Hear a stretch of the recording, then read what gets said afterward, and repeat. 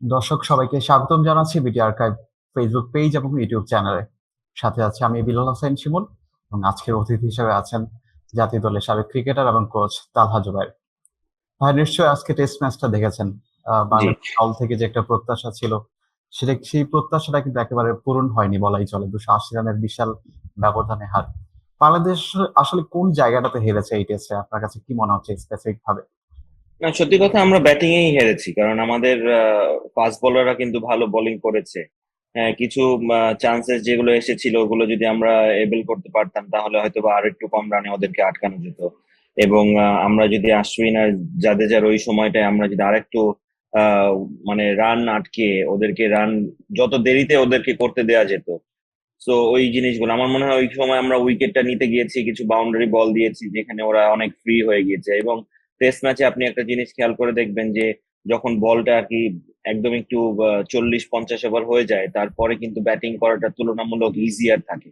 এবং বল ব্যাটে আসে, ফিল্ডাররা একটু টায়ার্ড থাকে, বলাররাও কম্পারেটিভলি টায়ার্ড থাকে। সো ওই সময়টায় যদি আমরা আরেকটু আহ, ওই পার্টনারশিপটাতে আমরা যদি আরেকটু কেউ একটা ব্রেক থ্রু দিতে পারতো কিংবা আরেকটু আমরা কন্ট্রিবিউট করতে পারতাম অ্যাজ এ টিম, পুরো টিম হিসেবে। কারণ আমরা অনেক সময় শান্তকে এটাও শুনতে দেখেছি যে মাঠে অনেক কথা বন্ধ হয়ে গিয়েছিল। তো সবাই একটা পার্টনারশিপ হলে যেটা হয় লঙ্গার ভার্সনে যে মাঠে সবাই চুপ হয়ে যায়। উইকেট পড়লে পুরো টিম একদম চাঙ্গা থাকে মাঠের ভিতরে, কিন্তু উইকেটটা যখন পড়ে না, পার্টনারশিপ হয়ে যায়, ওই সময়টায় সবার মানে অপোনেন্টকেও প্রেসারে রাখতে হয় এবং বলারদেরকেও একটু হেল্প করতে হয় কথা বলে। সো ওই জায়গাটায় আমরা হয়তো বা একটু পিছিয়ে গিয়েছিলাম ওই সময়টায়। সো বেসিকলি আমি বলবো যে হ্যাঁ, আমরা ব্যাটিং এ তো যেটা আমরা আশা করেছিলাম সেটা পারিনি অবশ্যই। আমরা যদি এখন আপনি পাকিস্তানের সঙ্গে কম্পেয়ার করেন অবশ্যই সেটা ঠিক হবে না, কারণ পাকিস্তানের বোলিং অ্যাটাক আর ইন্ডিয়ান বোলিং অ্যাটাক ইন্ডিয়ার মাঠে এটা একদমই আকাশ পাতাল তফাৎ। তো ওই দিক থেকে আমি বলবো যে আমার মনে হয় আমরা ব্যাটিংটার দিক থেকেই আমরা একটু পিছিয়ে গিয়েছি। চেন্নাই টেস্টের প্রথম দিনে যখন আসলে 144 রানে 6 উইকেট পড়েছিল, হম ঠিক হম। তারপরেই জাদেজা এবং অশ্বিনের যে জুটিটা, ঠিক তারপর থেকে বাংলাদেশ দলের বডি ল্যাঙ্গুয়েজটা একদম চেঞ্জ হয়ে গিয়েছে। সবাই মনে হচ্ছে খুব ব্যাক ফুটে আছে বা হুম। যে আত্মবিশ্বাসটা ছিল জি। প্রথম দুইটা সেশনে, ঠিক সেই জি। আত্মবিশ্বাসটা আর পুরো ম্যাচে আর পাওয়া যায়নি। ঠিক জি ওই না, জুটি। আপনি দেখেন, আপনি যদি পাকিস্তানের টেস্ট ম্যাচটা, প্রথম টেস্টটা এবং ইন্ডিয়ার সাথে এই টেস্টটা আপনি যদি কম্পেয়ার করেন, পাকিস্তানও কিন্তু প্রথম ইনিংসে বড় রান করেছিল। এবং আমরা কিন্তু তখন কেউই চিন্তা করিনি যে এই টেস্ট ম্যাচটা জেতা সম্ভব। আমরা যেটা চিন্তা করেছিলাম এই ম্যাচটা যদি ড্র করা যায়, ভালো ব্যাটিং করতে হবে, আমাদেরও এক ক্লোজ যেতে হবে এই এই যে রানটা ওরা করেছে। কিন্তু আমরা কিন্তু চমৎকার ব্যাটিং করে লিড নিয়ে সেখানে পাকিস্তানকে সেকেন্ড ইনিংসে আমরা কম রানে অল আউট করে দেন আমরা ম্যাচটা জিতে গেলাম। কিন্তু India is a different team, যে আপনার বুঝতে হবে। সো আপনি কিন্তু ইন্ডিয়ার বোলিং অ্যাটাক পাকিস্তানের বোলিং অ্যাটাক নট সেম। এবং ইন্ডিয়ার ব্যাটিং অর্ডার পাকিস্তানের ব্যাটিং অর্ডার আকাশ পাতাল ডিফারেন্স আছে কিন্তু। সো সেখান থেকে আমি বলবো যে হ্যাঁ, পাকিস্তানের ওই দুইটা টেস্ট দেখে আমাদের সবার খুব মানে এত বেশি আশা করা উচিত হয়নি যে আমরা একদম রাতারাতি চেঞ্জ দল হয়ে গিয়েছি অ্যাজ আ টেস্ট টিম। কারণ টেস্ট ম্যাচে আমরা এখনো অনেক পিছিয়ে, অনেক জায়গায় আমাদের ইমপ্রুভ করার আছে।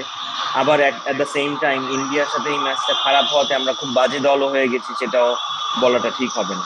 তো আমার মনে হয় আমরা আমাদের টেস্ট ম্যাচে সত্যিকার বাস্তব কথা যদি আপনি চিন্তা করেন, তাহলে আমাদের টেস্ট ম্যাচে অনেক কিছু, অনেক জায়গায় আমাদের ইমপ্রুভ করার আছে। হ্যাঁ, আমরা ফাস্ট বোলাররা অনেক ভালো করছে। যেখানে আমরা আগে ফাস্ট বোলাররা উইকেট নেওয়াটা ডিফিকাল্ট ছিল, এখন কিন্তু আপনি নাহিদ রানা, তাসকিন, হাসান মাহমুদ এবং শরীফুলও বাইরে আছে ইনজুরির কারণে। শরীফুল হয়তোবা শর্টার ফরম্যাটে হয়তোবা কাম ব্যাক করবে। কিন্তু আমাদের কিন্তু পেস বলাররা ভালো করছে, যেটা একটা ভালো দিক একটা টেস্ট টিমের জন্য। তো সে আমাদের ওয়ার্ল্ড ক্লাস স্পিনারও আছে। কিন্তু আমাদের ব্যাটিং এর জায়গাটা আমরা যদি দেখি, হ্যাঁ এই ধরনের ইন্ডিয়ার মতো ওয়ার্ল্ড ক্লাস বলার, ইন্ডিয়া, অস্ট্রেলিয়া, ইংল্যান্ড, এদের সাথে টেস্ট ম্যাচ খেলতে গেলে, সাউথ আফ্রিকা, এদের সাথে টেস্ট ম্যাচ খেলতে গেলে যেই ধরনের ব্যাটিং অ্যাবিলিটিটা দরকার, ওই জায়গাটায় আমার মনে হয় আর একটু নার্চার যদি আমরা করতে পারি, ওই জায়গাটায় আর একটু যদি আমরা ভালো করতে পারি, তাহলে আমরা এদের সঙ্গে কম্পিট করতে পারবো ইন ফিউচার। মানসিক ভাবে কি আসলে কোনো চাপ কাজ করে যখন জসপ্রীত বুমরা বল করছেন?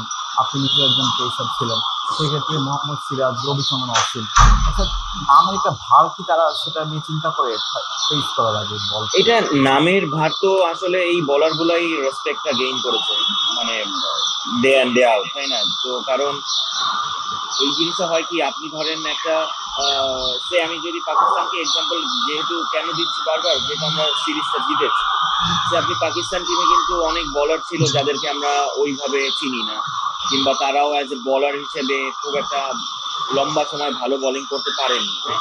কারণ আপনি একটা জিনিস খেয়াল করবেন যে পাকিস্তানে আমাদের উইকেটটাও খুব একটা বলারদের পরে ছিল না, আমরা ভালো বোলিং করেছি, পাকিস্তান ওরকম ভালো বোলিং করতে পারেনি, তারা অনেক বাউন্ডারি বল দিয়েছে, তারা উইকেট অ্যাটাক করেনি।